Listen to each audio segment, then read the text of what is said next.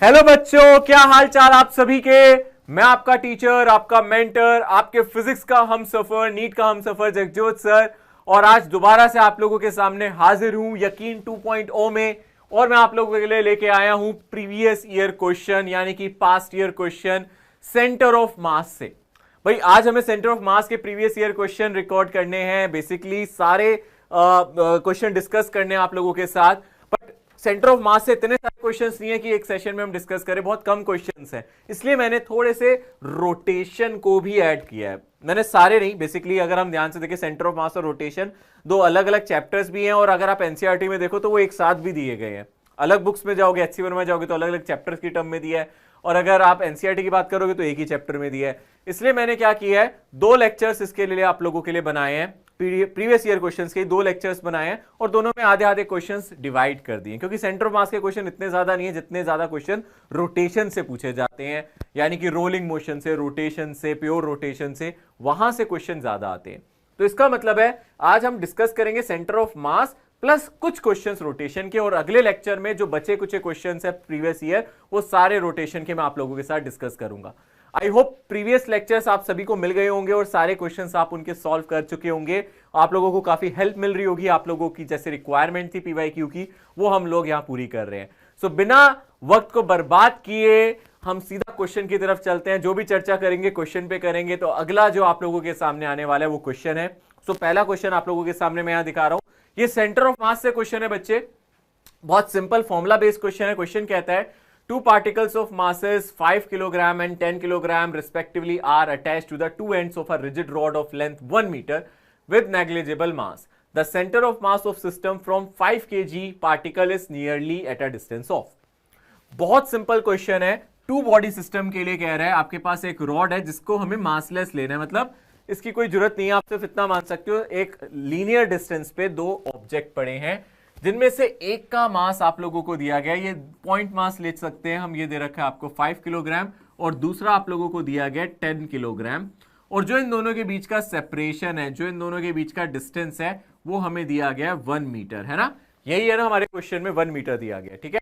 और आपसे कह रहा है सिस्टम का कहीं ना कहीं सेंटर ऑफ मास होगा, यानी कि सिस्टम का कहीं ना कहीं सेंटर ऑफ मास होगा, मान लेते हैं यहां, और इस डिस्टेंस को मान लेता हूं मैं x। तो आप लोगों को 5 किलोग्राम से ये सेंटर ऑफ मास का डिस्टेंस निकालना है इस क्वेश्चन में, ठीक है। सो करने का तरीका क्या है, आपको पता है एक फॉर्मूला तो आप जानते हो, एक्सीएम का आप एक फॉर्मूला जानते हो, वो फॉर्मूला होता है m1x1 plus m2x2 divided by m1 plus m2। आप ये कर सकते हो। इसमें आप क्या करोगे, इसके कोऑर्डिनेट्स लिख लोगे, आप इसके कोऑर्डिनेट लिख लोगे 0,0, इसको मान लोगे ओरिजिन पे, और इसके कोऑर्डिनेट लिख लोगे आप 1,0, और आप इस फॉर्मूले से निकाल सकते हो, कोई प्रॉब्लम नहीं है, ठीक है। दूसरा तरीका क्या है, डायरेक्ट फॉर्मूला, जिससे एक ही बार में आंसर आ जाएगा, जहां आपको कोऑर्डिनेट्स भी नहीं मानने पड़ेंगे। वो ये है कि आप किस मास से डिस्टेंस निकालना चाहते हो, आप 5 किलोग्राम से या 10 से। पहले ये देखो, आपको डिस्टेंस निकालना है सेंटर ऑफ मास का, यानी कि यहां अगर सेंटर ऑफ मास है वो 5 किलोग्राम से, तो फॉर्मूला कहता है ये डिस्टेंस x होगा, मतलब 5 किलोग्राम से ये कितना डिस्टेंस होगा, सामने वाला मास यानी कि 10 मल्टीप्लाई बाय टोटल डिस्टेंस यानी कि 1 डिवाइडेड बाय टोटल मास यानी कि 5 प्लस 10। यानी कि अगर मैं साइड में फॉर्मूला लिखूं तो ये है, यानी कि 5 किलोग्राम से जो डिस्टेंस होगा वो होगा सामने वाला मास। अगर आप इसको m1 कह रहे हो और इसको m2 कह रहे हो, तो फॉर्मूला बनता है m2 into D divided by m1 plus m2। अगर आप यहां से डिस्टेंस निकालते, उस डिस्टेंस को मैं x डैश कह देता हूं, वो होता m1d divided by m1 plus m2। तो ये फॉर्मूला शॉर्ट ट्रिक है, ये छोटा तरीका है, आप इसको शॉर्ट ट्रिक की तरह याद रख सकते हो, और इससे आंसर जल्दी कर सकते हो। आंसर उससे भी आ जाएगा, आंसर इससे भी आ जाएगा। इससे आप देखोगे यहां से जो आपको आंसर आएगा वो आएगा 10 डिवाइडेड बाई 15, यानी कि 2/3, यानी कि 0.67 मीटर, यानी कि आप 67 सेंटीमीटर भी कह सकते हो। तो जो आपका फाइनल आंसर होगा वो ऑप्शन बी होगा। तो आप देख सकते हो इसका आंसर ये आ जाएगा। ओके, सो दोनों तरीके हैं करने के, जो आपको आसान लगे आप उससे कर सकते हो। अगले सवाल की तरफ बढ़ते हैं, अगले क्वेश्चन की तरफ बढ़ते हैं। ये क्वेश्चन अगेन 2020 में आया था, सेंटर ऑफ मास से ही मैं पहले क्वेश्चन करा रहा हूं। यहां क्वेश्चन में कहता है 3 identical spheres each of mass m, they are placed at the corners of the right angle triangle with mutually perpendicular sides 2 metre. सीधा डायग्राम दिया है क्वेश्चन में। Taking the point of intersection of two mutually perpendicular sides as the origin, find the position vector of centre of मास। यानी कि 3 masses रखे गए हैं, एक मास इधर, एक मास इधर और एक मास इधर, और तीनों मास सेम है। ये मास भी m, ये वाला भी m और ये वाला भी m, देख सकते हो।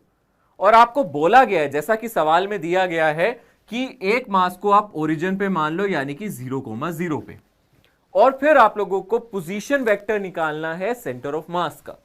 तो सबसे पहले आप कोऑर्डिनेट्स निकाल लो सेंटर ऑफ मास के, पोजीशन वेक्टर भी निकल जाएगा। ठीक है, आप एक काम करो, पहले कोऑर्डिनेट्स लिख लो। अगर आप इसको देखोगे, ये कौन सी एक्सिस पे है, ये आपका एक्स एक्सिस पे लिया गया है। अगर आप एक्स एक्सिस की बात कर रहे हो तो आप कह सकते हो इसके कोऑर्डिनेट हो जाएंगे 2,0, ये 2 मीटर डिस्टेंस है, और दूसरा इसके कोऑर्डिनेट्स अगर आप देखोगे तो 0,2 हो जाएंगे।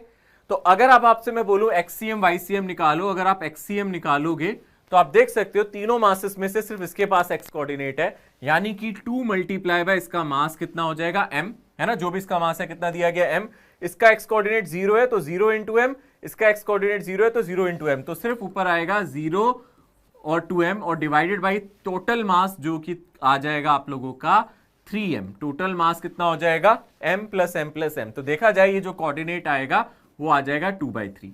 सेम तरीके से आप YCM निकालोगे, ये भी यही आएगा। आप देख सकते हो इसका y कोऑर्डिनेट 0, इसका y कोऑर्डिनेट 0, सिर्फ इसके पास y कोऑर्डिनेट है, यानी कि 2 इसका डिस्टेंस हो गया into mass divided by 3m, तो इसका y कोऑर्डिनेट भी 2/3 आ जाएगा। देख सकते हो आप अच्छे से। इसका मतलब x कोऑर्डिनेट 2/3, y कोऑर्डिनेट 2/3, इसका मतलब आपका सेंटर ऑफ मास कहीं ना कहीं यहां होगा, आपके सिस्टम का सेंटर ऑफ मास कहीं ना कहीं यहां कहीं होगा, जिसके कोऑर्डिनेट 2/3, 2/3 होंगे। अगर आप इसको वेक्टर की तरह लिखना चाहते हो तो आप कह सकते हो सिंपली, आप x डायरेक्शन में 2/3 जाओगे तो 2/3 i cap plus 2/3 j cap. तो ये हमारा आपका RCM कहलाएगा, यानी कि कोऑर्डिनेट्स तो आपको पता ही है, आप पोजीशन वेक्टर भी लिख सकते हो इस तरीके से, 2/3 i cap plus 2/3 j cap. तो ये हमारा जो आंसर है ये एकदम फाइनल है, फुल एंड फाइनल जो आपको आंसर आएगा वो ये ऑप्शन आएगा। ठीक है ना। तो आप इसको वेक्टर्स की तरह भी कर सकते हो, या फिर कोऑर्डिनेट्स पहले निकाल लो अगर आपको कंफ्यूजन होती है, और बाद में इसको सॉल्व कर सकते हो। ठीक है, तो इजी क्वेश्चन था, मुझे लगता है आसान क्वेश्चन है, और काफी बच्चों ने इसको अपने एग्जाम में जरूर किया होगा, और मैं उम्मीद करूंगा इस बार भी कुछ आसान क्वेश्चन है ताकि आप भी इजीली कर सको। अगला सवाल थ्योरेटिकल सवाल 2017 में आप देख सकते हो, यहां दिया गया है, which of the following statements are correct, इनमें से कौन सी स्टेटमेंट करेक्ट है। Centre of mass of a body always coincide with the centre of gravity. पहले तो इतना समझना, सेंटर ऑफ मास और सेंटर ऑफ ग्रेविटी सेम नहीं होते, हर बार सेम नहीं होते, कई बार वो सेम कोइंसाइड कर जाते हैं, पर हर बार कोइंसाइड करें ऐसा जरूरी नहीं है। सेंटर ऑफ मास सिर्फ वो कोऑर्डिनेट्स है जो भी हमने निकाले थे फॉर्मूला से, पर सेंटर ऑफ ग्रेविटी डिपेंड करता है एक्सटर्नल फोर्स पे, जो फोर्स उस पे लग रहा है ऑब्जेक्ट पे, और ग्रेविटी की बात कर रहे हैं तो हम ग्रेविटेशनल फोर्स की बात कर रहे हैं। तो जहां ग्रेविटेशनल फोर्स का टॉर्क 0 हो जाता है वहां सेंटर ऑफ ग्रेविटी होती है, यानी कि पहला स्टेटमेंट बिल्कुल गलत है। आप देख सकते हो उसने कहा है कि हमेशा सेम रहेंगे, ऐसा जरूरी नहीं है, मोस्ट ऑफ द केसेस में सेम होते हैं, ऐसा हो जाता है, पर हमेशा सेम रहे ऐसा जरूरी नहीं है। तो सेकंड केस में कह रहा है centre of gravity of the body, वो डेफिनेशन ही दे रहा है और ये बिल्कुल सही डेफिनेशन है। Centre of gravity of the body is the point eight which total gravitational torque on the body is 0, जहां ग्रेविटी की वजह से टोटल टॉर्क क्या लग जाए, 0 हो जाए, उसको हम सेंटर ऑफ ग्रेविटी कहते हैं। ये बिल्कुल सही डेफिनेशन है, बिल्कुल सही परिभाषा है सेंटर ऑफ ग्रेविटी की। अगले पे आते हैं, a couple on a body produce both translational and rotation in a body. Couple का मतलब क्या है, आप एक रॉड ले लो इस तरीके से, कपल का मतलब होता है इक्वल एंड अपोजिट फोर्स जो लगते हैं। कहने का मतलब है यहां आपने कोई फोर्स लगाया F और यहां कोई फोर्स लगाया F, आपने एंड पॉइंट पे दोनों फोर्स लगाए, तो आप देख सकते हो इससे जो नेट फोर्स आ जाएगा वो आ जाएगा अपना 0, बट ये रॉड रोटेट करेगी, तो यहां पे आपका ट्रांसलेशनल इक्विलिब्रियम है ना, यानी कि ऑब्जेक्ट ट्रांसलेट नहीं करेगा, उसका एक्सेलरेशन 0 होगा, बट रोटेशन इक्विलिब्रियम नहीं है, ये रोटेट करेगा। अब आप इसको ध्यान से पढ़ो, उसने बोला है couple on a body both produce translation and rotation in a body. इसका मतलब कपल ट्रांसलेशन प्रोड्यूस नहीं करता, वो सिर्फ क्या प्रोड्यूस कर रहा है, रोटेशन प्रोड्यूस कर रहा है। तो इस हिसाब से आप कह सकते हो ये ऑप्शन गलत हो गया। अगले पे आते हैं, mechanical advantage greater than 1 means that small efforts can be used to lift large road. तो ये मैकेनिकल एडवांटेज की डेफिनेशन है। वैसे हमने देखा है हमारे सीबीएसई में, एनसीईआरटी में डेफिनेशंस नहीं दी जाती, मैकेनिकल एडवांटेज के बारे में ज्यादा डिस्कस नहीं किया जाता, तो अगर ये आ जाता है तो आपको थोड़ा बहुत समझना पड़ेगा मैकेनिकल एडवांटेज के बारे में। उसकी यही डेफिनेशन है। अच्छा मैकेनिकल एडवांटेज यानी 1 से बड़ा मैकेनिकल एडवांटेज आपको यह बताता है आप कम फोर्स लगा के ज्यादा लोड पिक कर सकते हो, यानी कि यहां से जो आपका एफर्ट है वो कम लगेगा और लोड आप ज्यादा पिक कर सकते हो। डेफिनेटली यहां से ऑप्शन बी और डी दोनों सही है, यानी कि ये हमारा फाइनल आंसर होगा। वैसे भी काफी बच्चों ने इसका आंसर इसलिए मार्क कर दिया था क्योंकि ये और ये तो बिल्कुल गलत है, बी सही है, तो बी के साथ कॉम्बिनेशन में और कौन सा सही हो सकता है, डी सही हो सकता है। अगर आपको ये वाला पॉइंट नहीं भी क्लियर था तो आप ये वाला करके आ सकते थे अटेम्प्ट, इसलिए शायद 2 ऑप्शन करेक्ट रखे गए थे, क्योंकि हो सकता है मैकेनिकल एडवांटेज ना पढ़ा जाए, तो इसलिए हम लोग कह सकते हैं कि ये आंसर आराम से आ सकता है। क्योंकि अगर आपका बी सही है तो उसके साथ ए और सी में तो गलत है, वो तो डेफिनेटली गलत है। डी के बारे में अगर आपको नहीं भी पता तो अपने आप ही सही हो जाएगा, क्योंकि ऑप्शन यहां से आपको मिल जाएगा। ठीक है, तो इसका आंसर आ जाएगा ये 1 2, इसको ऑप्शन 3 बोल देते हैं, इसको ऑप्शन 4 बोल देते हैं, ऑप्शन 4 इसका सही आंसर है। ठीक है, अगले क्वेश्चन की तरफ चलते हैं। इस क्वेश्चन को थोड़ा ध्यान से पढ़ते हैं, ये अच्छा क्वेश्चन है, मजेदार क्वेश्चन है, इसको जरा ध्यान से पढ़ेंगे। ये कहता है 2 spherical bodies of mass m and 5m और उनकी रेडियाई दे रखी है r and 2r, they are release in free space with initial separation between their centres equals to 12r। ठीक है, इसका मतलब क्या है जरा ध्यान से देखेंगे एक बार। हम लोगों को 2 ऑब्जेक्ट दिए गए हैं और अगर हम दोनों ऑब्जेक्ट को कंसीडर करें, दोनों का रेडियस अलग है ना। तो पहले वाले का रेडियस अगर r है तो दूसरे वाले का जो रेडियस है वो हमें 2r दिया गया है। और अगर आप सेंटर टू सेंटर डिस्टेंस की बात करें, ये इस सवाल में दिया गया है 12r। Centre to centre distance की बात करोगे तो ये हमें दिया गया 12r। ठीक है, अब अगर आप सरफेसेस के डिस्टेंस की बात करोगे तो वो भी आप लिख सकते हो बेटा, ये r और ये 2r, इसको माइनस करोगे तो आप कहोगे सर सरफेस का जो डिस्टेंस होगा वो डेफिनेटली 9r होगा। बात समझ में आ रही है अच्छी तरीके से। अब ये एक दूसरे की तरफ जा रहे हैं ग्रेविटेशन फोर्स की वजह से, इस पे एक ग्रेविटेशन फोर्स लगेगा, एक ग्रेविटेशन फोर्स इसके सेंटर पे लगेगा, तो दोनों ग्रेविटेशन फोर्स एक दूसरे की तरफ लगेंगे। यहां एक फोर्स लगेगा, इक्वल एंड अपोजिट फोर्स यहां लगेगा, तो इस सिस्टम पे नेट फोर्स 0 है। सिस्टम पे भाई एक फोर्स आगे की तरफ F लग रहा है और दूसरा फोर्स पीछे की तरफ अगर F लग रहा है, इसको आप -F कह सकते हो। तो सिस्टम पे जो नेट फोर्स हो गए क्या वो 0 नहीं होंगे? सोचो, ऐसे सिस्टम पे नेट फोर्स अगर आपके 0 है तो आपको एक चीज समझनी पड़ेगी, अगर किसी सिस्टम पे आपका नेट फोर्स 0 हो जाता है, ऐसे में सेंटर ऑफ मास सिस्टम का उसका एक्सेलरेशन 0 होता है, क्योंकि net force is mass into acceleration. Mass of a system मतलब टोटल मास इनटू एक्सेलरेशन, तो एक्सेलरेशन यहां से 0 हो गया, तो आपकी change in velocity centre of मास की 0 हो गई, क्योंकि एक्सेलरेशन नहीं है तो सेंटर ऑफ मास की वेलोसिटी 0 है। और यहां से फाइनल वीसीएम और initial VCM, initial velocity of centre of mass और final velocity of centre of mass क्या आ जाएगी? सेम। या फिर आप कह सकते हो क्योंकि इनिशियली आप देख सकते हो दोनों रेस्ट पे थे, तो फाइनली भी जो सेंटर ऑफ मास है वो रेस्ट पे रहेगा। आप देख सकते हो, आप कहोगे सर इसका सेंटर ऑफ मास कहीं यहां होगा, मान लो आपने कहा सर इसका सेंटर ऑफ मास कहीं यहां होगा, मैंने कहा ठीक है इसका सेंटर ऑफ मास कहीं यहां है, तो ऐसे केस में आप ये कह सकते हो कि सेंटर ऑफ मास की वेलोसिटी इनिशियल क्या थी, क्योंकि दोनों रेस्ट पे थे, v1 भी 0 v2 भी 0, तो फाइनली भी सेंटर ऑफ मास रेस्ट पे रहेगा, क्योंकि कोई नेट फोर्स नहीं है। Net force 0, acceleration of centre of मास 0, इसका मतलब change in velocity of centre of मास 0। अगर सेंटर ऑफ मास पहले मूव कर नहीं रहा था तो अभी भी नहीं करेगा। इसको आप इस तरीके से सॉल्व कर सकते हो। अब आप कहोगे अच्छा ठीक है, तो इसका मतलब है यहां से आपके सेंटर ऑफ मास की वेलोसिटी 0 है, इसका मतलब सेंटर ऑफ मास कोई डिस्प्लेसमेंट नहीं करेगा। अब आप एक्सीएम का फॉर्मूला पढ़ो, सेंटर ऑफ मास का फॉर्मूला क्या होता है? आप बोलोगे m1x1 प्लस क्या बोलोगे m2x2 डिवाइडेड बाय क्या बोलोगे m1 plus m2, m1 plus m2, ये फॉर्मूला होता है। अगर मैं डिस्प्लेसमेंट की बात करूं, displacement of centre of mass, delta x का मतलब है, अब मैं किसकी बात कर रहा हूं बोलो, डिस्प्लेसमेंट, तो आप हर जगह पोजीशन की जगह डिस्प्लेसमेंट लिख दोगे, यानी कि m1 delta x1 plus m2 delta x2 divided by आप लिखोगे m1 प्लस m2। और हमने क्या बोला कि सेंटर ऑफ मास एक्सेलरेट नहीं कर रहा तो उसकी वेलोसिटी भी 0 रहेगी, यहां इसको आपको डालना पड़ेगा 0। ठीक है, तो आप क्या कह सकते हो कि मान लो इसका सेंटर ऑफ मास आगे बढ़ रहा है और इसका सेंटर ऑफ मास इधर बढ़ रहा है, अब ये आगे कितना बढ़ा? अब आप सेंटर टू सेंटर डिस्टेंस नहीं लोगे क्योंकि इनकी सरफेसेस आपस में टकरा जाएंगी। आप कह सकते हो इसका सेंटर ऑफ मास आगे बढ़ा, लेटस से बोल दो इसका सेंटर ऑफ मास आगे बढ़ा है d, तो इसका सेंटर ऑफ मास आगे कितना बढ़ेगा बोलो 9r माइनस d, लिख सकते हो। भाई अगर ये डी आगे बढ़ा है तो सरफेस टकराएंगी ना, सेंटर तो ना टकराएंगे। इसका सेंटर ऑफ मास आगे डी बढ़ा है मतलब सरफेस आगे डी बढ़ी है। इसका सेंटर ऑफ मास आगे 9r माइनस डी बढ़ा है, इसका मतलब सरफेस 9r माइनस डी बढ़ी है। ठीक है ना। तो आप कह सकते हो भाई, आप यहां से इसको 0 लिख सकते हो और उसके बाद यहां डाल सकते हो इस कैलकुलेशन में, यानी कि आप m1 की जगह क्या डालोगे, इसका मास आपको दे रखा था m और इसका दे रखा था 5m। आप कह सकते हो m मल्टीप्लाई बाय डी, और यहां से कितना लिख सकते हो 5m और मल्टीप्लाई बाय कितना आ जाएगा, अगर आप ध्यान से देख रहे हो। इसको थोड़ा सा मैं यहां से इरेज कर देता हूं ताकि यहां लिख सकूं। ठीक है, इसको यहां से इरेज कर देता हूं।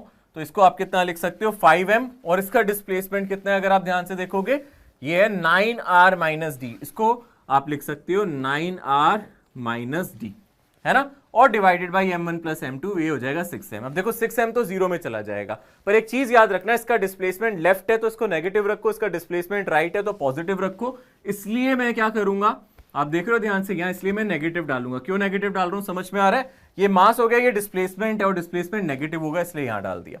अब इसको 0 में डाल दो, तो अब मैं यहां कैलकुलेशन करके दिखाता हूं। यहां से कितना आ जाएगा, यहां से आ जाएगा m इंटू डी, ये किसके इक्वल हो जाएगा, आप लिख सकते हो 5m into 9r minus D.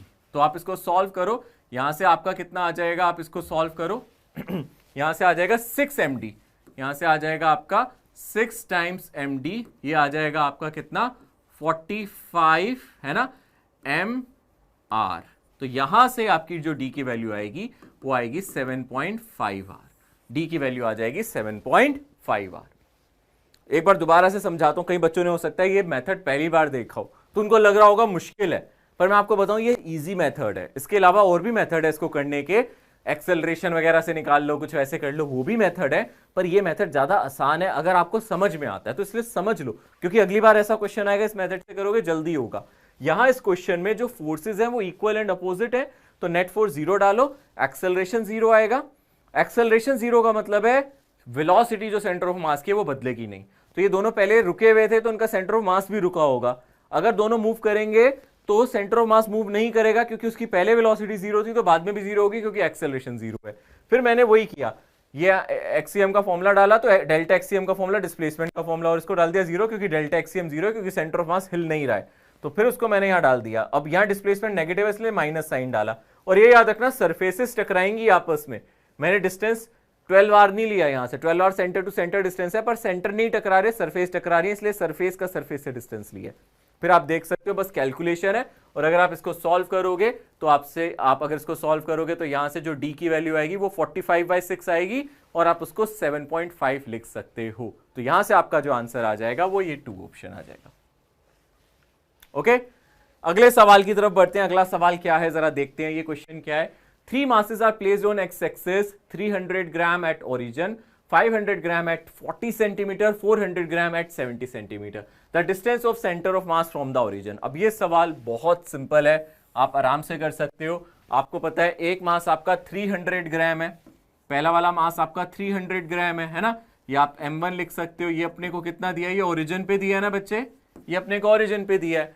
उसके बाद उसने बोला 500 ग्राम 40 सेंटीमीटर पे पड़ा है, यानी कि आपका जो 500 ग्राम है ये कहां पड़ा है बोलो, इसके कोऑर्डिनेट्स कितने होंगे 40,0। ठीक है। उसके बाद उसने बोला है 400 ग्राम ये पड़ा है आपका 400 ग्राम, और ये कहां पड़ा है आपका 70,0 पे। ठीक है। अब आपको क्या निकालना है, एक्सीएम निकालना है। तो बहुत सिंपल हो जाएगा, आप यहां से करोगे 300, ये हो गया मास, इंटू इसका जो कोऑर्डिनेट है 0, plus 500 into 40 plus 400 into 70 divided by total mass अगर आप करोगे तो ये आ जाएगा 900 प्लस ये आ जाएगा 1200, और ऊपर से कितना आ जाएगा, ये आ जाएगा 5 4 20, 20,000 और 28,000, मतलब 48,000। ये आ जाएगा 48,000 डिवाइडेड बाई 1200। तो आप इसको काटोगे तो यहां से ये कितना आ जाएगा 40। तो आपका जो आंसर आएगा वो आएगा 40 सेंटीमीटर। ये सिंपल था, मुझे लगता है ये इजीएस्ट क्वेश्चन है जो अभी तक आया है, सिंपल फॉर्मूला बेस्ड क्वेश्चन है। देख सकते हो आप, इसमें ज्यादा कुछ नहीं है, थोड़ी बहुत कैलकुलेशन करनी है और आंसर आ जाएगा, और उसने कोऑर्डिनेट्स भी दिए हैं एक तरीके से। ठीक है। सो ये सवाल तो बिल्कुल एकदम बोनस की तरह है, लॉटरी की तरह कि फॉर्मूला पढ़ा और आ गया आपके एग्जाम में। अगले सवाल की तरफ बढ़ते हैं। ये क्वेश्चन भी अच्छा है, देखो अब ये क्वेश्चन मजेदार क्वेश्चन है। इसमें क्या कहता है, एक बार अच्छे से पढ़ते हैं। Two persons of masses 55 kilogram and 65 kilogram respectively. They are at the opposite ends of the boat. Now the boat length is 3 meter and it weighs 100 kilogram. The 55 kg man walks up to the 65 kg man and sits with him. The boat is in still water. The center of mass system shift by. लंबा लग रहा है question पढ़ने में, है ना, पर है क्या, इसमें ये बोल रहा है कि मान लो भैया किसी दिन आप और आपके दोस्त दोनों बोट पे गए, है ना, आप यहां खड़े थे, ठीक है ना, कुछ देख रहे थे बाहर, और आपका दोस्त यहां खड़ा था, ठीक है ना, इसको मान लेते हैं ए, इसको मान लेते हैं बी, और ये अपनी बोट है पानी में, ठीक है ना, और ये अपनी जो बोट है ये पानी में, और बोट के पास भी कुछ मास है, भाई आपके पास कुछ मास होगा, मान लो m1, और आपके दोस्त के पास मास होगा m2, और बोट के पास मास होगा m, ठीक है। सो एकदम से पता नहीं क्या हुआ, आप अपने दोस्त की तरफ गए, आप अपने दोस्त की तरफ जाने की कोशिश करने लगे, ठीक है ना, आप चल के अपने दोस्त की तरफ गए, तो क्या होगा ऐसे में, जब आप चलोगे तो आप देखोगे आप बोट को पीछे की तरफ धक्का मारोगे। जब हम चलते हैं तो जमीन को पीछे की तरफ धकेलते हैं और जमीन हमें आगे की तरफ धक्का मारती है। कहने का मतलब है आप बोट पे कुछ फोर्स लगाओगे, उतना ही फोर्स बोट आप पे लगाएगी, आप बोट पे फोर्स लगाओगे उतना ही फोर्स बोट आप पे लगाएगी, इसके अलावा पूरे सिस्टम में कोई फोर्स नहीं है। होगा क्या, जब आप आगे जाओगे तो बोट पीछे आएगी, क्योंकि जब आप आगे जाओगे तो बोट का आएगी पीछे की तरफ आएगी, इसलिए क्या होगा, आप कह सकते हो आपको ऐसा लगेगा बोट पीछे जा रही है। पर सेंटर ऑफ मास के बारे में आप क्या कहना चाहते हो, यहां कोई एक्सटर्नल फोर्स तो है नहीं, आपके पास एक्सटर्नल फोर्स तो है नहीं, दो ही फोर्स है, एक आप बोट पे लगा रहे हो, एक बोट आप पे लगा रही है, तो एक्सटर्नल फोर्स जीरो। वही कहानी जो मैंने बोली थी, सेंटर ऑफ मास का एक्सेलरेशन क्या हो जाएगा, जीरो, तो change in velocity of centre of mass क्या हो जाएगी, बोलो जीरो, क्योंकि एक्सेलरेशन क्या होता है, change in velocity upon time, वो भी जीरो। फिर आप कहोगे सेंटर ऑफ मास की जो इनिशियल स्पीड है या वेलोसिटी है वही सेंटर ऑफ मास की फाइनल वेलोसिटी होगी, आई का मतलब इनिशियल, एफ का मतलब फाइनल। फिर आप कहोगे सेंटर ऑफ मास तो पहले रेस्ट पे था, पहले आप तीनों रेस्ट पे खड़े थे, इनिशियल स्पीड जीरो थी, तो फाइनल स्पीड भी सेंटर ऑफ मास की जीरो होगी, तो क्या डिस्प्लेसमेंट होगा सेंटर ऑफ मास का, नहीं होगा, तो ये तो हो गया आंसर, इसका आंसर क्या आएगा, जीरो, खत्म। इसने बोट का डिस्प्लेसमेंट नहीं पूछा हमसे, इसने पूछा centre of mass of system का डिस्प्लेसमेंट, तो आप देख सकते हो डायरेक्ट है ये, इसका आंसर आ जाएगा जीरो, क्योंकि यहां कोई एक्सटर्नल फोर्स नहीं है, जो फोर्स आप बोट पे लगा रहे हो उतना फोर्स आप बोट आप पे लगा रही है, आपका, आपके दोस्त का और बोट का, तीनों का मिला के एक सेंटर ऑफ मास है, वो नहीं हिलेगा अपनी जगह से, आप हिलोगे बोट हिलेगी, आप आगे जाओगे बोट पीछे आ जाएगी थोड़ी सी, पर आपका सेंटर ऑफ मास वहीं का वहीं रहेगा, क्योंकि यहां कोई एक्सटर्नल फोर्स नहीं है। ये कुछ कुछ पिछले क्वेश्चन जैसा ही है, उसमें थोड़ी सी कैलकुलेशन थी, इसमें कोई कैलकुलेशन नहीं करनी पड़ी आपको, तो इसका आंसर आ जाएगा ये। ओके, तो सेंटर ऑफ मास के जितने क्वेश्चन थे जो आपके प्रीवियस ईयर में आए थे, लेटेस्ट मतलब 7-8 साल के, वो मैंने सारे करा दिए। अब चर्चा करेंगे थोड़े से रोटेशन के क्वेश्चंस की, जो मुझे लगता है थोड़े से आज डिस्कस कर सकते हैं हम, ठीक है। तो पहला क्वेश्चन आप लोगों के सामने है, देखो यहां क्या कह रहा है, अ uniform rod of length 200 centimetre, mass 500 gram is balanced on a wedge placed at 40 centimeter mark. A mass of 2 kilogram is suspended from the rod at 20 centimeter. Another unknown mass m is suspended from the rod at 160 centimeter mark, जैसा कि diagram में दिया है. Find the value of m so that rod is in equilibrium. तो ये जो सवाल है वो इक्विलिब्रियम से आया है, ठीक है ना, ये सवाल इक्विलिब्रियम से आया, इसका मतलब इंपॉर्टेंट टॉपिक है रोटेशन का इक्विलिब्रियम, ठीक है, इससे सवाल आता है। एनसीईआरटी में भी आपने कॉइन प्रॉब्लम देखी होगी, एग्जांपल में दे रखी है, और पीछे भी एनसीईआरटी में बैक एक्सरसाइज में भी 2 या 3 क्वेश्चन मेरे ख्याल से आप लोगों के रोटेशनल इक्विलिब्रियम के दिए हुए हैं, जिसमें एक रॉड को लटका दिया हवा से, एक बार एक कार वाला क्वेश्चन दे दिया, आप में वहां नॉर्मल रिएक्शन निकालने के लिए दे दिया है ना, ऐसा ही एक क्वेश्चन हो रहा है पीछे, मतलब 2 या 3 क्वेश्चन मुझे जहां तक याद है ना। तो ओवरऑल एनसीईआरटी में भी 4 क्वेश्चन इस तरीके के दिए, पर ये कैसे करे जाए, इन क्वेश्चन को कैसे शुरू किया जाए, हम इस पे चर्चा करेंगे, ठीक है ना। ओके, सो आप देख सकते हो यहां एक रॉड है, इसकी टोटल लेंथ आपको 200 सेंटीमीटर दी है, मान लो ये 0 है तो जो लास्ट पॉइंट होगा वो 200 सेंटीमीटर होगा, है ना, तो 0 से 200। अब रॉड मेरी यूनिफॉर्म है, यूनिफॉर्म रॉड का क्या मतलब होता है, सारा सेंटर ऑफ मास उसके सेंटर पे हो, रॉड का सेंटर ऑफ मास कह रहा हूं मैं, सिस्टम का नहीं, किसका, रॉड का। मान लो और कुछ नहीं लटका हुआ है, यहां सिर्फ रॉड की बात करूं तो आप कहोगे सर रॉड का सेंटर ऑफ मास तो डेफिनेटली 100 सेंटीमीटर मार्क पे होगा, यानी कि वो नीचे कुछ mg लगा रहा होगा, वो कितना लगा रहा होगा, नीचे mg लगा रहा होगा। अगर रॉड का मास हमें दिया तो हम पहले ही लिख लेते हैं, रॉड का मास हम लोगों को दिया है 500 ग्राम दिया है, तो आप लिख सकते हो 0.5, ये हो गया केजी में, और जी की वैल्यू 10, यानी कि आप लिख सकते हो इसको 5 न्यूटन, ये नीचे की तरफ लग रहा होगा, ठीक है ना, कोई दिक्कत नहीं। इसके अलावा उसने बोला है अब अगर मैं सोचो मेरे पास ये दोनों मासेस नहीं होते तो रोड यहीं बैलेंस हो जाती बेटा, है ना।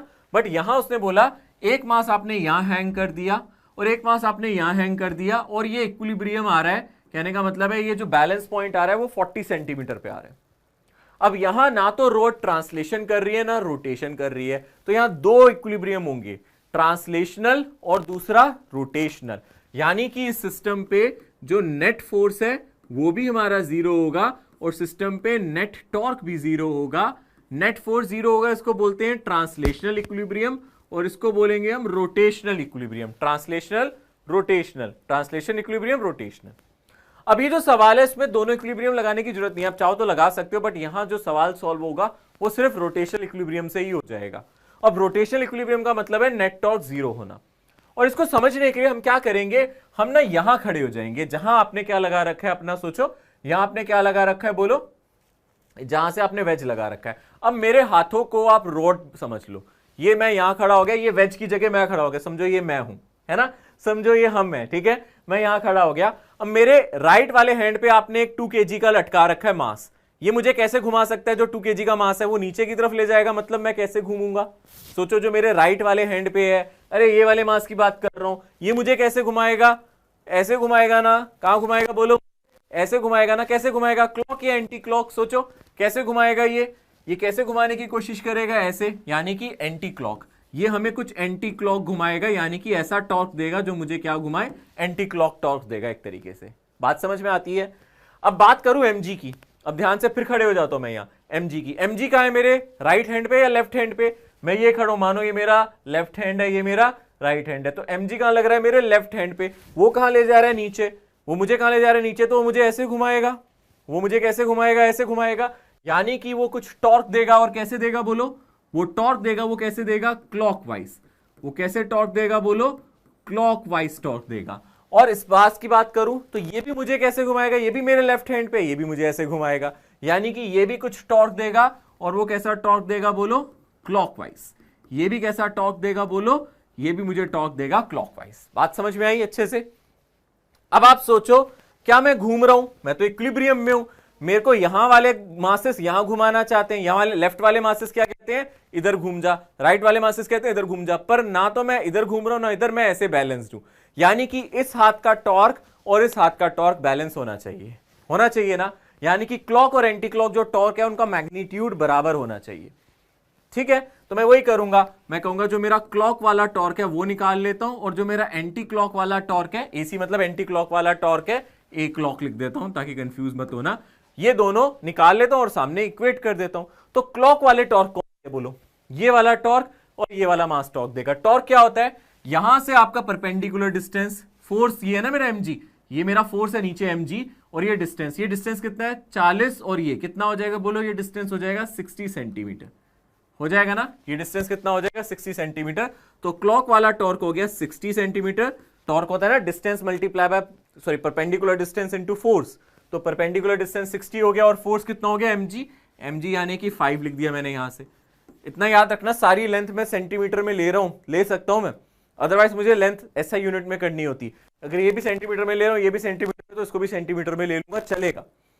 अगर इसको मीटर में कन्वर्ट करूंगा तो सबको करना पड़ेगा, तो मैं नहीं कर रहा, मैं मास को तो ऐसा यूनिट में ले रहा हूं, है ना, मतलब वेट को तो मैं ऐसा यूनिट में ले रहा हूं, पर उसको मैं सेंटीमीटर में ले रहा हूं। तो क्लॉक वाला टॉर्क एक ये आ गया, और भी कोई टॉर्क है क्या क्लॉक में, दो टॉर्क है, इसको भी ऐड करो। चलो देखो ध्यान से, एक्सिस मेरी यहां है, यहां से इसका डिस्टेंस, एक्सिस से डिस्टेंस देखो इसका कितना होगा बोलो, 160 और 140, 120 होगा, यानी कि यहां से कितना आ जाएगा प्लस 120, ये हो गया डिस्टेंस, और यहां से आ जाएगा mg, है ना, और यहां से कितना आ जाएगा m इंटू जी कितना ले लेता हूं मैं, 10 ले लेता हूं, mg हो गया। तो ये मेरा कौन सा टॉर्क हो गया, क्लॉक वाला, ये कौन सा टॉर्क हो गया मेरा, क्लॉक। ये किसके इक्वल होना चाहिए, मेरा क्लॉक वाला टॉर्क है, ये किसके इक्वल होना चाहिए, एंटी क्लॉक टॉर्क है। एंटी क्लॉक टॉर्क कितना है बोलो, ये वाला, तो इसका डिस्टेंस कितना है बोलो, ये मेरी एक्सिस है ना, यहां से डिस्टेंस कितना है 20, और नीचे mg 20, क्योंकि इसका mg कितना होगा 2 इंटू 10 यानी कि 20, है ना।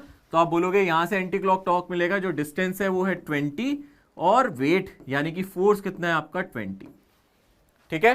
अब यहां से आप इक्वेट कर दो, यहां से आ जाएगा 1200 m, और ये कितना आ जाएगा 400, और ये कितना आ जाएगा -300, है ना। इसको राइट साइड ले जाओगे तो यहां से m की वैल्यू आ जाएगी 100 डिवाइडेड बाय 1200, यानी कि 1 डिवाइडेड बाय 12, और मास मेरा केजी में, ऐसा यूनिट में आएगा ना मास मेरा, ये आ जाएगा 1 डिवाइडेड बाय 12, ये आपका आंसर हो जाएगा। ठीक है, सो ध्यान से फील लेके अगर आप करोगे क्वेश्चन कभी गलत नहीं होगा, सोच समझ के करोगे कभी गलत नहीं होगा, तो फील लेके करना अपने को क्वेश्चन। आगे बढ़ते हैं। आप देखो ये सवाल बहुत सिंपल है, मुझे लगता है जिसके पास ये सवाल आया होगा वो खुश हो गया होगा, क्योंकि सिंपल आपको टॉर्क निकालना है, और टॉर्क का फॉर्मूला हमें याद होता है सिंपली, क्या होता है, F क्रॉस आर या R क्रॉस F, क्या होता है, R cross F। F cross R मत याद कर जाना बच्चे, गलत हो जाएगा ये सवाल, R क्रॉस F। तो यहां आप लोगों को R वेक्टर दिया है, find the torque about the origin when the force is 3 joule, oh sorry 3 J cap newton, और पोजीशन वेक्टर 2 K कैप दिया है, यानी कि ये हो जाएगा 2 K cap into 3 J cap, तो 2 इंटू 3 हो गया 6, और बचा K cross J। K cross J कितना होता है अगर आप ध्यान से देखोगे, -I कैप। साइकिल रूल जानते हो ना, ये हो गया मेरा I कैप, ये हो गया मेरा J कैप, ये हो गया मेरा K cap. I cross J देता है K, J क्रॉस K देता है I, बट अगर आप उल्टा चलोगे, अगर आप K क्रॉस J करोगे, उल्टा करोगे तो आपको -I मिलेगा। अगर आप क्लॉकवाइज चलोगे तो सही चलेगा, एंटी क्लॉक चलोगे तो नेगेटिव आएगा, K क्रॉस J -I देगा, I क्रॉस K -J देगा। ठीक है, तो यहां से तो सिंपल था, आई थिंक ये आंसर कर लिया होगा, इसका जवाब आ जाएगा आप लोगों का ये। तो ये सवाल इजी है, प्रीवियस ईयर का है। अगले क्वेश्चन की तरफ चलते हैं। अगला सवाल क्या आप लोगों को देखना चाहिए, ये वाला क्वेश्चन देखना चाहिए। The angular speed of a wheel of a vehicle is increase from 360 rpm to 1200 rpm in 14 second, it's angular acceleration is.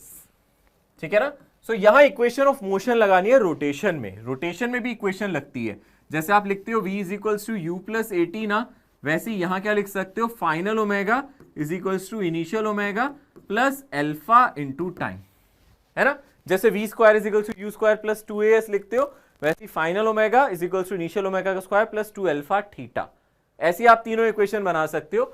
अब यहां आप लोगों को क्या दे रखा है, आप ध्यान से देखो, उसकी स्पीड दे रखी है आप लोगों को, कितनी दे रखी है, आप इनिशियल ओमेगा की बात करोगे तो वो 360 rpm दिया हुआ है, देखो ध्यान से 360 rpm। rpm का मतलब होता है रोटेशन पर मिनट, इसको आपको रेडियन में कन्वर्ट करना पड़ेगा, यानी कि 360, एक रोटेशन में 2 पाई रेडियन होते हैं, और एक मिनट में कितने सेकंड्स होते हैं, 60 सेकंड्स होते हैं। तो ये जो यूनिट आएगी वो रेडियन पर सेकंड वाली आएगी। आप इसको देखो, ये 60 है, ये 6 टाइम्स चला जाएगा, यानी कि 12 रेडियन पर सेकंड आ गई आपकी इनिशियल ओमेगा। और ऐसे ही आप फाइनल ओमेगा निकालो, फाइनल ओमेगा के लिए क्या करेंगे बोलो, फाइनल ओमेगा के लिए सेम चीज, कितना है बोलो, 1200 rpm, 1200, सोचो 1200 इंटू, दोबारा से आप 2 पाई बाई 60 कर दोगे ना बेटा, तो आप देखोगे ये आ जाएगा कितना, ये आ जाएगा 2 इंटू 0, ये आ जाएगा 40 पाई, ये आ जाएगा 40 पाई रेडियन पर सेकेंड, कितना, 40 पाई रेडियन पर सेकेंड। अब आपको अल्फा निकालना है, देखो आप अल्फा का यहां से फॉर्मूला क्या बन जाएगा, final omega minus initial omega by time, यानी कि 40 pi minus 12 pi divided by time, कितना है आपके पास 14, तो यहां से आ जाएगा 28 पाई डिवाइडेड बाय 14, यानी कि 2 पाई आपका आंसर आ जाएगा, और इसकी यूनिट रेडियन पर सेकेंड स्क्वायर, इसकी यूनिट रेडियन पर सेकेंड स्क्वायर। तो जो आपका ये फोर्थ ऑप्शन है, ये आपका फाइनल आंसर। ठीक है, अगला सवाल देखो बिल्कुल इसी तरीके से, इसको ध्यान से करेंगे। अगला सवाल है, solid cylinder of mass 2 kilogram, radius 4 centimetre is rotating about its axis at a rate of 3 rpm, the torque required to stop after 2 pi revolution. ये थोड़ा अच्छे से ध्यान से देखना, यहां आप लोगों को क्या कर रखा है, 2 पाई रेवोल्यूशन दे रखा है। यहां आप लोगों को दो चीजें दे रखी हैं, आप ध्यान से देखो, आपको दे रखा है initial, it axis at 3 rpm, मतलब आपको एंगुलर स्पीड दे रखी है इनिशियल, वो आप लोगों को दे रखी है कितनी, 3 rpm। ठीक है ना, 3 rpm, इसको आप क्या लिख सकते हो, 3 इंटू 2 पाई बाय 60, जैसे अभी पीछे किया था ना, अभी पीछे भी तो किया था ये, तो ये कितना आ जाएगा आपका पाई बाय 10 रेडियन पर सेकेंड। फाइनली तो उसको रुकना है, तो ओमेगा फाइनल 0 हो जाएगा, फाइनली तो उसको स्टॉप होना है ना। और कितने रेवोल्यूशन के बाद, 2 पाई रेवोल्यूशन, समझना ध्यान से, एक रेवोल्यूशन का मतलब होता है 2 पाई रेडियन। एक रेवोल्यूशन का मतलब है 2 पाई रेडियन। अगर मैं आपसे बोलूं 2 पाई रेवोल्यूशन है तो इसका मतलब 2 पाई इंटू 2 पाई रेडियन। समझ रहे हो ध्यान से, ये आपको समझना पड़ेगा। ये आया आपका 4 पाई स्क्वायर रेडियन, ये हमारा एंगल आया है ना। ये हमारा टोटल एंगल है। 2 रेवोल्यूशन, 2 पाई रेवोल्यूशन लिए, 2 रेवोल्यूशन नहीं लिए, 2 पाई रेवोल्यूशन लिए, यानी कि ये मेरा एंगल होगा। ये टोटल एंगल आपने घूमा है। एक रेवोल्यूशन में 2 पाई होता है, तो 2 पाई रेवोल्यूशन में 2 पाई इंटू 2 पाई 4 पाई स्क्वायर, ये मेरा एंगल है। अब आपको यहां जो फॉर्मूला यूज करना पड़ेगा वो यूज करना पड़ेगा फाइनल ओमेगा का square is equals to initial omega का स्क्वायर प्लस 2 अल्फा थीटा। निकालना क्या है हमें, ध्यान से देखो, हमें टॉर्क निकालना है और टॉर्क होता है आई अल्फा। टॉर्क होता है आई अल्फा, पहले अल्फा निकाल लेंगे। तो अल्फा आ जाएगा फाइनल का स्क्वायर माइनस इनिशियल का square divided by 2 times theta. तो इसमें डाल दो। आप बोलोगे सर फाइनल तो 0 है, तो ये अल्फा नेगेटिव आएगा क्योंकि रिटार्डेशन है। अभी हम नेगेटिव साइन को यहां लिख देते हैं, बाद में इग्नोर कर देंगे। 0 माइनस ओमेगा कितना है हमारा, अगर आप ध्यान से देखो पाई बाय 10, यानी कि पाई का स्क्वायर डिवाइडेड बाय 100 और 2 थीटा यानी कि 2 इंटू 4 पाई स्क्वायर। आप देख सकते हो ये आ जाएगा। तो ये हमारा कितना आ गया, अगर हम ध्यान से देखेंगे यहां से अल्फा आ गया पाई स्क्वायर, और पाई स्क्वायर से पाई स्क्वायर कट जाएगा, तो यहां से कितना आ जाएगा, पाई स्क्वायर को पहले ही कैंसिल कर दो तो आपके लिए इजी हो जाएगा। अगर आप पाई स्क्वायर को पहले ही कैंसिल कर दोगे तो आप कहोगे सर ये हमारे लिए आसान हो जाएगा। अगर पाई स्क्वायर को पहले कैंसिल करते तो ऊपर आ जाएगा 1, और मतलब माइनस में आएगा, आप नेगेटिव साइन इग्नोर कर रहे हो, और नीचे कितना आ जाएगा आपके पास, यहाँ आ जाएगा 8 है ना, और कितना आ जाएगा इंटू 100, ये कुछ आ गया आपका रेडियन पर सेकेंड स्क्वायर। अब बात करेंगे टॉर्क की। टॉर्क होता है आई अल्फा, तो टॉर्क हो जाएगा मेरा आई अल्फा। ऑब्जेक्ट कौन सा दिया है, देखो ध्यान से, ऑब्जेक्ट क्या है, डिस्क है या रिंग है, क्या है, देखो ध्यान से, ऑब्जेक्ट क्या दिया है, सॉलिड सिलेंडर है। सॉलिड सिलेंडर को किसकी तरह लेते हैं, बोलो, सॉलिड सिलेंडर को किसकी तरह मानते हैं हम, डिस्क की तरह। सॉलिड सिलेंडर को किसकी तरह मानते हैं हम, एक डिस्क की तरह, जिसका मोमेंट ऑफ इनर्शिया होता है mr²/2, याद है, तो mr²/2 इंटू अल्फा। अब यहां से आपके पास जो मास दिया गया है वो आपको कितना दिया गया, अगर आप ध्यान से देखो 2, और रेडियस आपके पास कितना दिया गया है 4 सेंटीमीटर। बच्चे रेडियस देख रहे हो आप, आपके पास जो रेडियस है ना बच्चे वो है 4 सेंटीमीटर। आप 4 इंटू 10⁻²मीटर मीटर इसको लिख सकते हो। इसका स्क्वायर करो, 4 का स्क्वायर 16, 10⁻⁻² का 10⁻⁻⁴, यानी कि यहां आ जाएगा 16 इंटू 10⁻⁻⁴ डिवाइडेड बाई 2, ये फॉर्मूले वाला। अब अल्फा मल्टीप्लाई कर दो यहां से आ जाएगा 1 डिवाइडेड बाई 800, है ना, देख सकते हो आप यहां से। तो आप इसको सॉल्व करो, देखो 2 से 2 कट जाएगा, यहां से ये 0, ये आ जाएगा 8 और ये 2, तो ये आ जाएगा कितना 2 इंटू 10⁻⁻⁻⁶। तो यहां से जो आपका जवाब आएगा वो ये है। सिंपल कैलकुलेशन बेस्ड क्वेश्चन है, ठीक है ना। आपको मोमेंट ऑफ इनर्शिया याद रखने पड़ेंगे बच्चे, डिस्क के, रिंग के, सॉलिड स्फीयर के, होलो स्फीयर के, ये याद हो तो अच्छी चीज है, ठीक है। सो ये बहुत जरूरी है। अगला क्वेश्चन आप लोगों के सामने बहुत ज्यादा थ्योरेटिकल है और लॉजिकल है। सवाल कहता है solid sphere is rotating freely about it axis in space, radius of sphere is increase keeping mass same, which of the following quantity remains constant. तो ये आप लोगों को समझ में आना चाहिए, जब हम किसी ऑब्जेक्ट को रोटेट करा रहे हैं और रोटेट कराते कराते उसने बोला है यहां आपका जो रेडियस है वो क्या हो रहा है, इंक्रीज, सॉरी रेडियस क्या कर रहा है आपका, इंक्रीज कर रहा है। तो अगर आपका रेडियस बढ़ रहा है तो कोई आप फोर्स नहीं लगा रहे, कोई टॉर्क नहीं लगा रहे, आपका अभी भी जो नेट टॉर्क है सिस्टम पे क्या है, 0। तो जब आपका नेट टॉर्क सिस्टम पे 0 होता है तो हम क्या कह सकते हैं, टॉर्क होता है rate of change of angular momentum. तो ये 0, तो ये 0, इसका मतलब एंगुलर मोमेंटम आपका कंजर्व है। कह सकते हो आपका एंगुलर मोमेंटम क्या है, सिस्टम का कांस्टेंट है या फिर कंजर्व है। तो सिंपल डेफिनेशन आप कह सकते हो यहां जो कंजर्वेशन होगा वो एंगुलर मोमेंटम का होगा। तो आप कह सकते हो आपका एंगुलर मोमेंटम क्या होगा, कंजर्व। अगर आपका रेडियस, अगर आप ध्यान से देखो यहां से आप लिख सकते हो I1 ω1 इज I2 ω2। तो अगर आपका रेडियस बढ़ रहा है तो मास एक्सिस से दूर जा रहा है, यानी कि I2 I1 से बड़ा है, तो आपका मोमेंट ऑफ इनर्शिया बढ़ रहा है। और अगर आपका कंजर्वेशन है तो आपका ω1 ω2 से बड़ा होगा, यानी कि जब रेडियस बढ़ रहा होगा तो एंगुलर वेलोसिटी कम हो रही होगी, यानी कि आपकी एंगुलर वेलोसिटी गलत है, मोमेंट ऑफ इनर्शिया गलत है, मोमेंट ऑफ इनर्शिया बढ़ रहा है, एंगुलर वेलोसिटी घट रही है। काइनेटिक एनर्जी के बारे में अगर आप बात करोगे, काइनेटिक एनर्जी होती है हाफ आई ओमेगा स्क्वायर। तो आप बोलोगे सर आई तो हमारा बढ़ रहा है, ओमेगा कम हो रहा है, पर यहां आई और ओमेगा का प्रोडक्ट नहीं, ओमेगा स्क्वायर का है, और ओमेगा आपका क्या हो रहा है, अगर आप ध्यान से देखो ओमेगा आपका क्या हो रहा है, यहां कम हो रहा है, आई बढ़ रहा है, तो काइनेटिक एनर्जी भी कम होगी, क्योंकि यहां ओमेगा का स्क्वायर है। काइनेटिक एनर्जी दोनों पे डिपेंड कर रही है, आई और ओमेगा दोनों पे। आपको कैसे काइनेटिक एनर्जी आई की सुनेगी या ओमेगा की, किसकी बात मानेगी? मैंने कहा दोनों की मानेगी, पर ज्यादा किसकी बात मानेगी? ओमेगा की। यानी कि ये फैक्टर स्क्वायर के साथ है, ये फैक्टर डोमिनेट कर रहा है, आई आपका बढ़ रहा है, ओमेगा घट रहा है, तो ओवरऑल काइनेटिक एनर्जी इसकी तरह होगी, यानी कि घटेगी। कहने का मतलब है ये भी कंजर्व नहीं होगी। इसका आंसर आ जाएगा एंगुलर मोमेंटम। ठीक है, अगला सवाल सिंपल क्रॉस प्रोडक्ट से आप निकाल सकते हो, 2018 में आया, तो क्रॉस प्रोडक्ट वाले सवाल डायरेक्टली भी आते हैं, आप देख सकते हो। तो टॉर्क का जो आपको पता है फॉर्मूला होता है वो सिंपली होता है R क्रॉस F, है ना। सो यहां से हम लोगों को क्या करना चाहिए, उसने बोला है द मोमेंट ऑफ फोर्स, इसी को टॉर्क भी कहते हैं, मोमेंट ऑफ फोर्स को ही हम क्या कहते हैं, टॉर्क भी कहते हैं। फोर्स हमें दिया है, उसने बोला है यहां निकालना है अबाउट द पॉइंट दिस, मतलब ये ओरिजिन हो गया और इस पॉइंट पे निकालना है। तो सबसे पहले आपको आर वेक्टर निकालना चाहिए, तो आर वेक्टर के लिए क्या करोगे आप, उसमें से इसको माइनस करोगे, है ना। बेसिकली सॉरी, ये फाइनल पॉइंट है, ये इनिशियल पॉइंट है, इसमें से इसको माइनस करोगे, यानी कि आप देख सकते हो 2 - 2, यानी कि यहां से हो जाएगा 0 आई कैप, है ना। फिर यहां कितना है 0 माइनस ऑफ -2, यानी कि +2 जे कैप। फिर क्या आ जाएगा बोलो, यहां -3 है, माइनस ऑफ -2 मतलब +2, यानी कि -3 + 2 मतलब कितना हो जाएगा -k कैप। आप देख सकते हो आपका आर वेक्टर यही आएगा, चेक कर लो, आप सब्ट्रैक्ट करके देख लो चाहे तो खुद, है ना।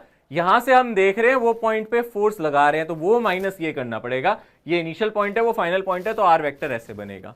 अब आप टॉर्क के लिए क्या करोगे, आप लोग इस तरीके से क्रॉस प्रोडक्ट लोगे। सबसे पहले क्या लिखते हैं बेटा, यहाँ आई कैप, जे कैप और के कैप, ऐसे लेते हैं ना क्रॉस प्रोडक्ट। फिर कंपोनेंट लेते हैं, पहले आर के फिर एफ के। आर के कंपोनेंट क्या है 0 2 -1, यानी कि आप लिखोगे 0 2 और -1, 0 2 और -1। उसके बाद आप क्या करोगे, एफ वेक्टर के कंपोनेंट लोगे, ये है 4 5 और -6, तो आप लिखोगे 4 5 और -6। फिर क्या करते थे याद है आपको, ये पहले आई से स्टार्ट करते थे, इसको लेते थे पॉजिटिव, फिर जे लेते थे इसको नेगेटिव, फिर के को लेते थे पॉजिटिव। तो चालू करेंगे आई से, तो आई की ये रो और आई का ये कॉलम भूल जाओ, इसको छोड़ के आपको ये 4 चीजें नजर आएंगी सिर्फ। और आप क्या करोगे, this into this minus this into this, तो पहले ये वाला डायगोनल माइनस ये वाला डायगोनल, इसको इससे मल्टीप्लाई करो। तो आप बोलोगे सबसे पहले तो लिखो क्या, आई से स्टार्ट करो तो आई कैप, और प्लस का आई कैप लिखना है, तो आई कैप, और ये आ जाएगा कितना -12, है ना। इसको मल्टीप्लाई करोगे -12, इन दोनों को मल्टीप्लाई करोगे -5 आएगा। तो मैंने बोला था ये मल्टीप्लाई बाय ये माइनस ये मल्टीप्लाई बाय ये, तो ये मल्टीप्लाई बाय ये -12 और माइनस ऑफ -5 यानी कि +5। उसके बाद आ जाओ सेकंड वाले पे, जे पे, तो आप जे के सामने वाली रो और कॉलम छोड़ दो, यानी कि 0 -1 4 और -6 बचे। फिर आपको इसको इससे मल्टीप्लाई करना है, माइनस इसको इससे, तो 0 इंटू -6। पहले आप सबसे पहले देखो जे कैप पे आओ, जे कैप को किसके साथ लिखना है, माइनस साइन के साथ लिखना है। मैंने बोला था ऑल्टरनेट चलेंगे, प्लस माइनस प्लस, तो आया माइनस जे कैप, फिर इसको इससे मल्टीप्लाई करा 0 माइनस ऑफ -4, तो +4 आ जाएगा यहां से। और फिर लास्ट में आ जाओ के कैप पे और ये पॉजिटिव साइन के साथ उतारो, ठीक है ना, ऑल्टरनेट आएंगे। फिर आप क्या कहोगे, सर ये और ये भूल जाओ, तो ये 4 एलिमेंट बचेंगे, ये इंटू ये कितना आ गया 0 माइनस कितना आ गया 8। तो आप देख सकते हो आपका जो आंसर आएगा यहां से आ जाएगा -7 आई कैप -4 जे कैप -8 के कैप, ये हमारा फाइनल आंसर आएगा। तो ये आपका ऑप्शन डी से बिल्कुल मैच कर रहा है, लास्ट ऑप्शन से बिल्कुल मैच कर रहा है, आप देख सकते हो इसका आंसर ये आएगा। ठीक है, सो आज हम लोगों ने सारे क्वेश्चंस नहीं किए, आज हमने सेंटर ऑफ मास के तो सारे कर लिए और रोटेशन के भी कुछ क्वेश्चन स्टार्ट कर दिए हैं। तो अगला जो लेक्चर होगा उसमें बचे कुछ जो क्वेश्चंस होंगे रोटेशन के, rest of all the questions we will do in the next lecture, ताकि आप लोगों को भी टाइम मिल सके रिवाइज करने का। अगर आपने अभी तक रोटेशन रिवाइज नहीं किया है, डायरेक्ट पीवाईक्यू कर रहे हो, तो आप लोगों को पहले थोड़ा सा रिविजन करके आना चाहिए और उसके बाद आप इसको पीवाईक्यू को मेरे साथ यहाँ अटेम्प्ट करो, डबल मजा आएगा। कुछ नए मेथड भी मैं आपको सिखाता हूं ताकि आप लोगों के कंसेप्ट और अच्छे हो जाएं, ब्रशअप हो जाएं। ठीक है, सो अब हम इस लेक्चर को एंड करते हैं, फिर मिलेंगे अगेन कहां पे, PW पे। मैं आपका टीचर, आपका दोस्त जगजोत सर, और मैं आप लोगों को कहूंगा कि आप अच्छे से मेहनत करो, डट के अच्छी से लगन से पढ़ाई करो। अब मैं आप लोगों से अलविदा लूंगा। Bye everyone, take care.